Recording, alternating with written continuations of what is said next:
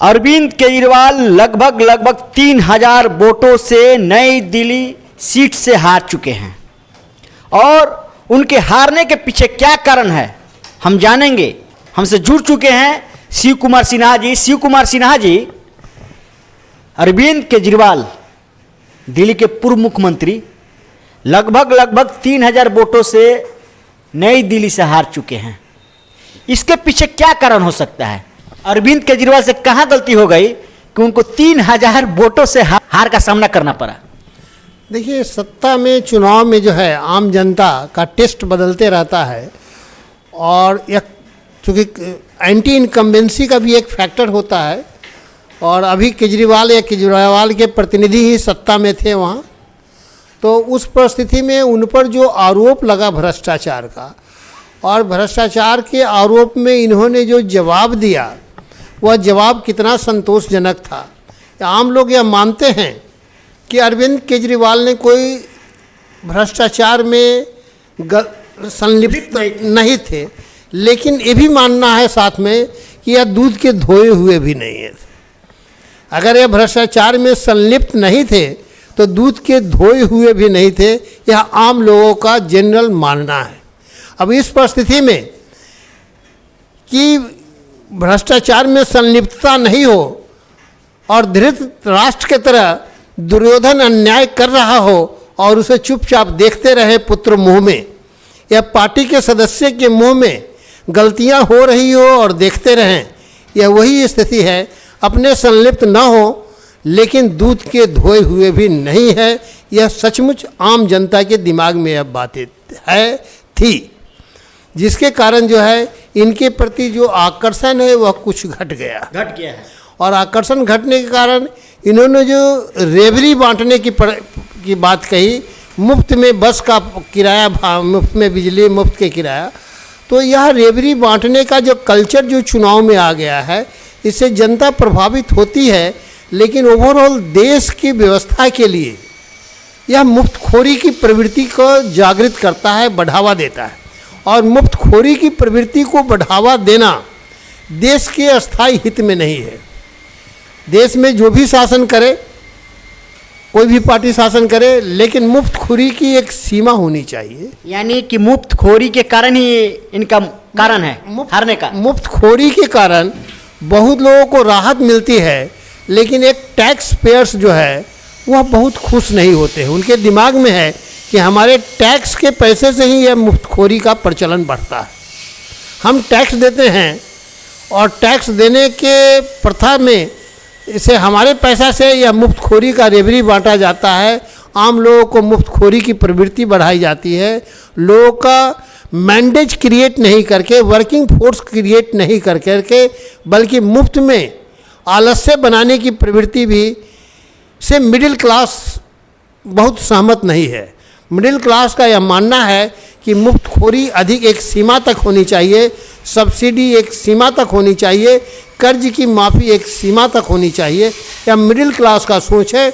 Middle class का सोच है कि जितने मुफ्तखोरी होती है, जितने सब्सिडी दी जाती है, जितने ऋण की माफ़ी होती है, वह हमारे टैक्स पर उसका वह होता है। और इसी बीच अभी जो केंद्रीय बजट जो हुआ, जिसमें liberal tax, income tax policy जो अपनाई गई, जिसमें दिखावे के लिए 12,75,000 तक जो माफ़ी हुआ, इससे भी मिडिल क्लास का 2-4% वोट जो है उसके विरुद्ध में गया केजरीवाल का और बीजेपी के पक्ष में रहा। तो हारने के पीछे मोटा मोटी जो कंसेप्ट यही है कि केजरीवाल तो कहते बहुत कुछ हैं कि हम जो है साधारण घर में रहेंगे, लेकिन शीश महल में रहते हैं।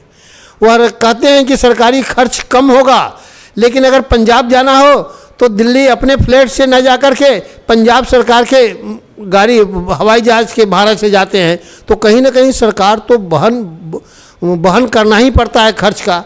तो सिर्फ जवान से कहने से कि हम सरकारी सुविधा का कम से कम उपयोग करेंगे और इनडायरेक्टली घुमा के आप करते ही हैं, तो इस परिस्थिति में आम जनता सब समझती है और जनता यह महसूस करती है कि हमारे पैसे, टैक्स का पैसा से ये जितने नेता लोग हैं सब्सिडी लेते हैं।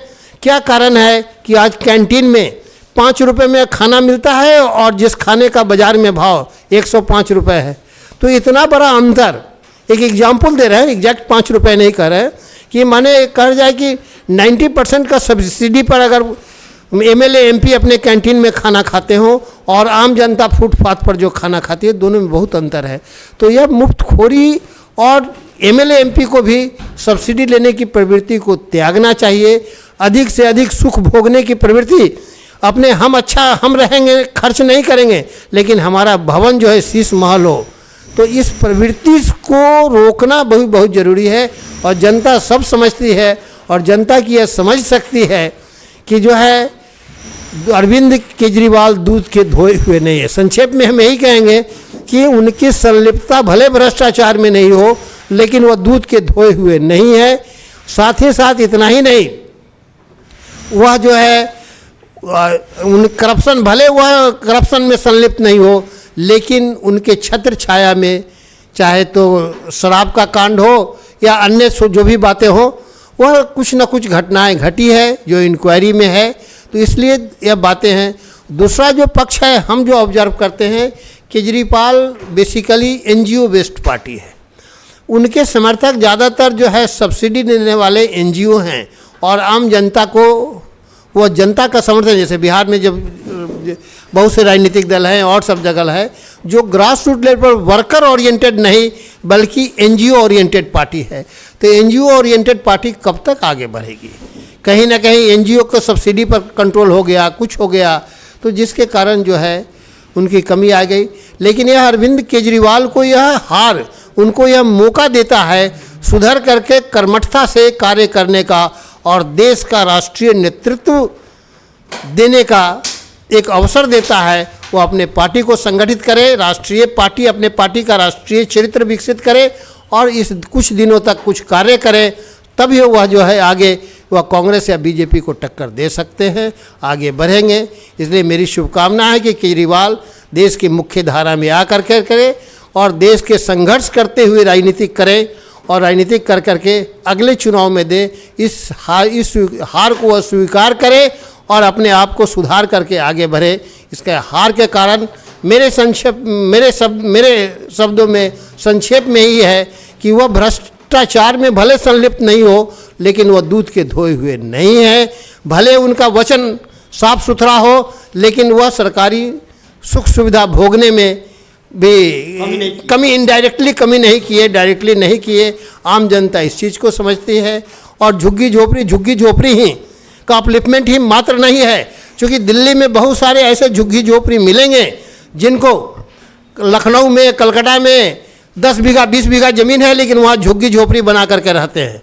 अब उस झुग्गी झोपड़ी वाले को जिनको 20 बीघा ज़मीन है दूसरे शहर में और वहाँ झुग्गी झोपड़ी बना करके सब्सिडी ले रहे हो और उनको राहत देना, वह कब तक झुग्गी झोपड़ी के नाम पर चलेगा? मेरा अपना मानना है कि दिल्ली में कम से कम 25% झुग्गी झोपड़ी ऐसे हैं जो दूसरे शहर के अच्छे धनी मानी लोग झुग्गी झोपड़ी बना करके वहाँ रह रहे हैं।